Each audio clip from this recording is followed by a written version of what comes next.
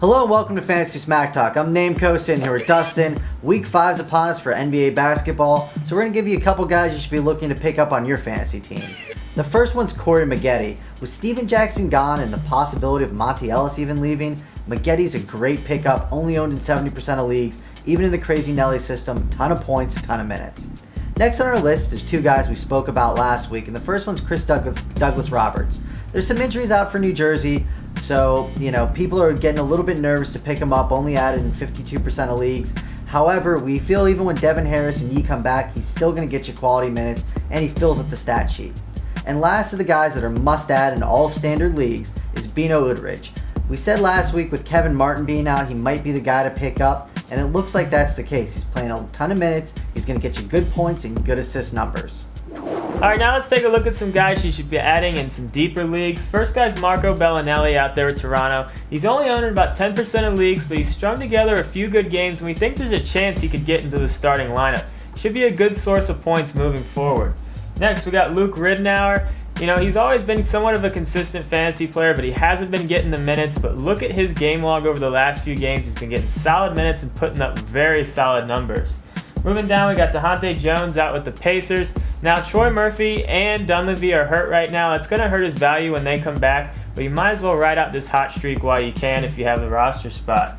Next, we got Drew Gooden. He's really taking advantage of Dampier being out. We fully expect Gooden to be a big part of that team, even once Dampier comes back. Gooden's only owned in about 20% of leagues right now. Next, we got Andres Nocioni. Only owned in about 15% of leagues. We were very surprised. We were very surprised by that. If he's going to put up probably about 15-6 this year, if that's relevant in your league, the way your league's set up, go ahead and pick him up now. We think he's going to be a good source of points and rebounds.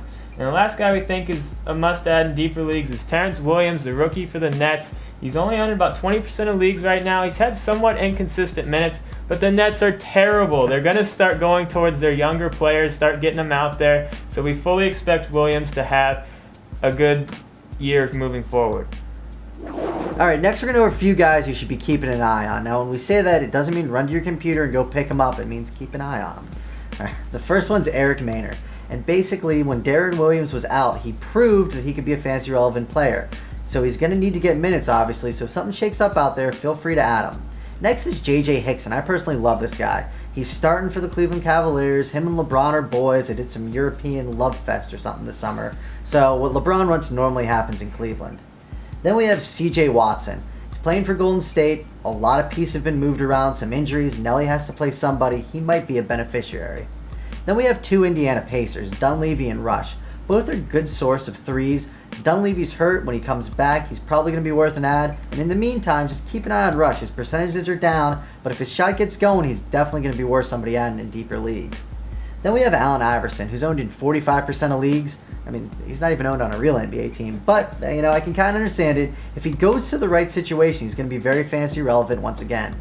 And last on this list is James Harden. This rookie was one of our favorite sleepers, and he's steadily been improving throughout the season. If he keeps improving, he's going to be worth an add.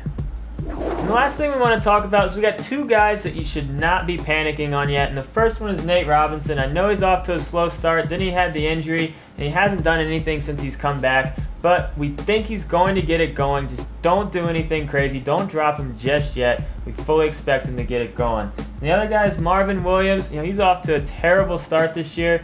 But if in your league, if about 15 points and 6 rebounds is relevant, Nocioni, then we say you hold on to him. We fully expect him to get it going. He's still starting. He's still playing starter minutes. He's going to get it going probably sooner than later.